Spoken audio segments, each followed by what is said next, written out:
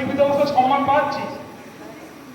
এ ভারতবর্ষ সেটাই ছিল। খুব দুঃখ করে লিখেছিলেন শরৎচন্দ্র চট্টোপাধ্যায়, তুমি দেশের জন্য সবকিছু দিয়াছ বলে দেশের খেয়াল তোমাকে বহন করতে পারি। অনেক ক্ষোভ, দুঃখ, বেদনা। আমার পার্টি খোঁজ নেয় না, কেউ আমাকে দেখে না, কে কাকে দেখবে? রাষ্ট্র পুনর্নির্মাণ করতে এসছি আমরা, কজন লোক সমাবেশে বাড়ি গিয়ে দেখে এসছি, অনেক সারাপুরের ছবি নেই। আর কি ছিল না লোকটা, কি ছিল না? বাবা এবং ছেলে দুজনই এক ইউনিভার্সিটির উপাচার্য, ভাবা যায়? বাংলা বা রাষ্ট্র মুখোপাধ্যায় যেমন বাপ তেমনি ব্যক্তি, ডিএনএ, জন্মজাত দেশভক্ত।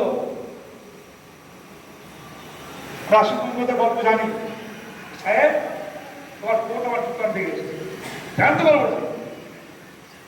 এখন সব পড়ানো হয় না বাংলা বই, এখন সব অন্যরকম পড়ানো হয়। এই আমাদের এখনকার তৃণমূলে জমা বাংলা যা কবিতা বর্তন যা গল্প সব পড়লে কেউ কিছু বুঝতে পারবে না, রস হচ্ছে না, কস ছিল সব।